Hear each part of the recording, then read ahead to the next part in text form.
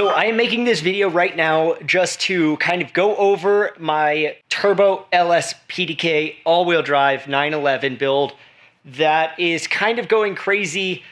I was building this car previously with a Subaru EG33 engine, which is the 3.3 liter flat six that they make out of a Subaru SVX. And I was going to get twin turboed. It was going to be like 500 horsepower was the plan. Twin Garrett turbos, stuff like that. Rear wheel drive, of course, rear engine rear wheel drive. You know, I've been building some crazy stuff lately, like my 370Z with the Dodge Viper engine right here. So basically, I kind of just needed to up the bar, up the ante, and go crazy. And I was kind of inspired by Rob Dahm, Cam Kokalis with the 8.6 that's all tube chassis, the Huna Pegasus, of course, a bunch of other people. I'm not going to name everybody. I kind of just needed to go crazy with this car because this is like my car. The 370Z is just my drift car. It's not like my flagship car that is me. So we're going multiple stages on this build because I do want to get it completed, but I want it to be absolutely nuts. So let's go over the first stage.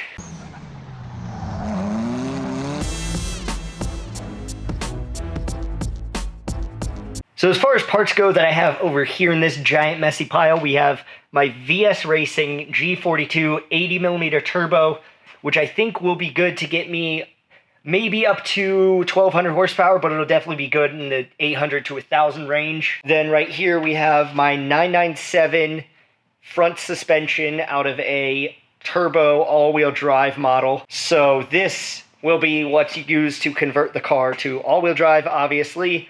Also convert the front end to a more modern suspension style rather than the old whatever was on this car. I did have some nice like RSR GT3 whatever 935 front suspension, that is, but it still won't keep up with this modern, you know, IFS IRS.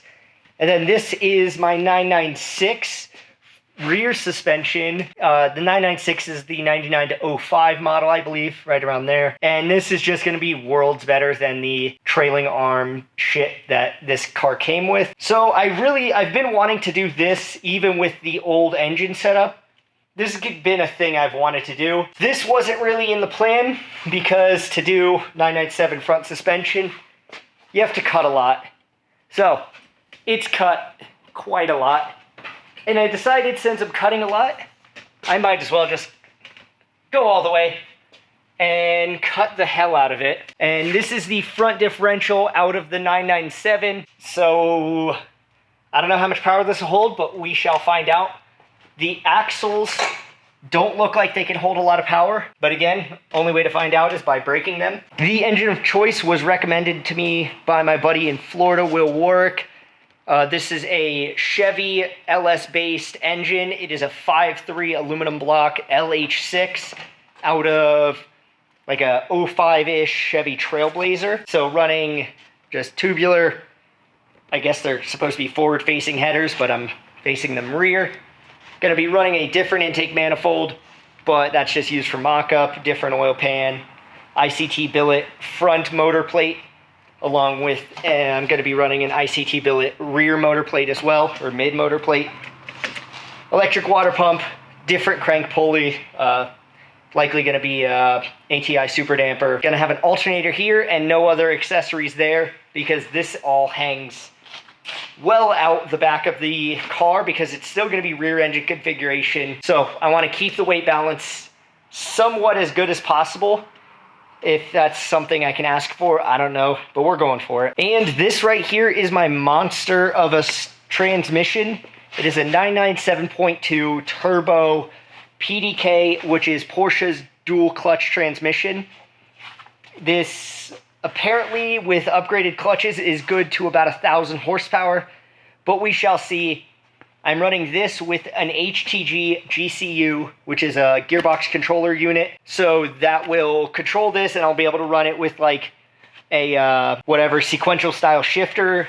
And also you can run it with an electronic clutch pedal, so you can still do like clutch kicks and stuff, which is pretty sick. So that's the transmission. It is heavy. It's going to be adapted to the LS by a Domi Works adapter kit. So that's how that's going. I'm just waiting on the adapter kit to get here.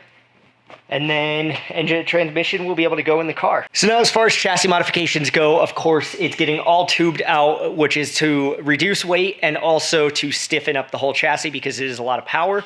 I'm considering the option of extending the wheelbase just a little bit because I do want this car to have a lot of high-speed stability because I do want it to be able to go very fast.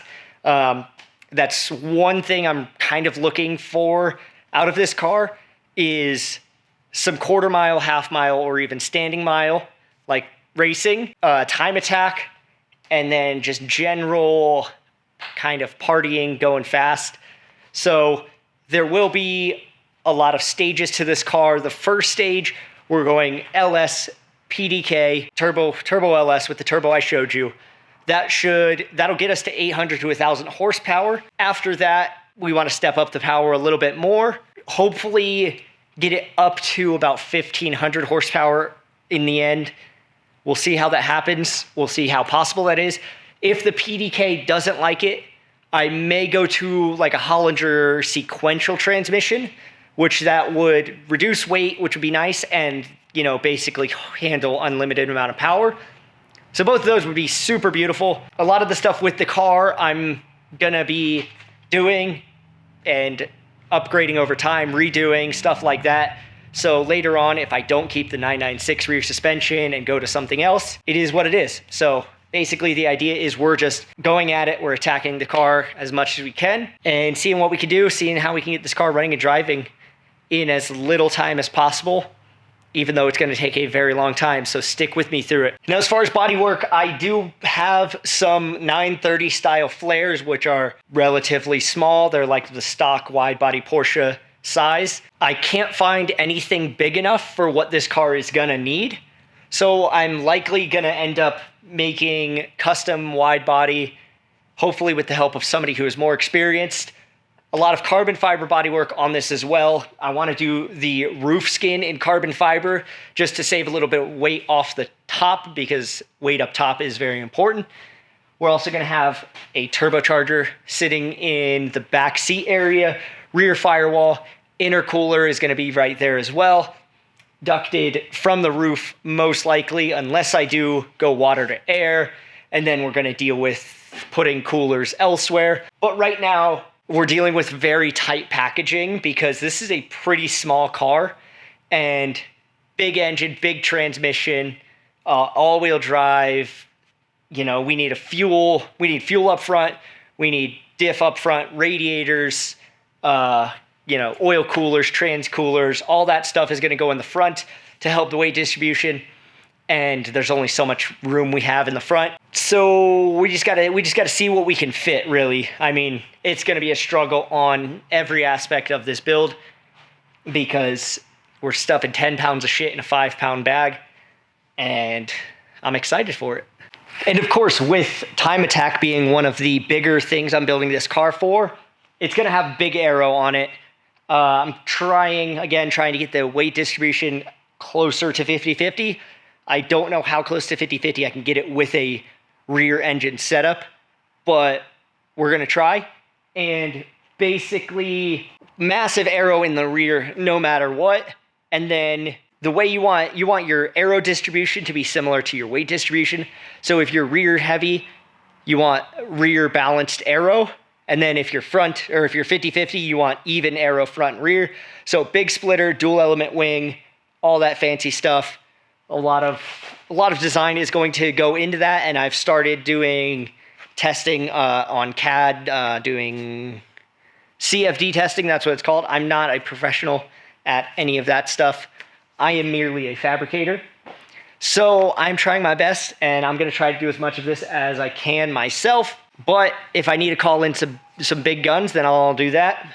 But we'll see. We'll see how it goes. But first thing first is we're going to get this thing rolling on its own, on its new suspension, and then after that, mounting the motor and transmission, and then hopefully shortly after that, getting it running and moving under its own power, and then, move on from there.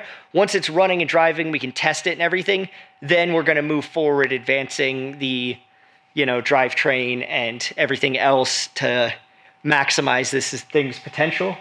So if you like it, if you're excited for it as I am, then subscribe and stay tuned, and we're going to get this thing going, and it's going to be sick.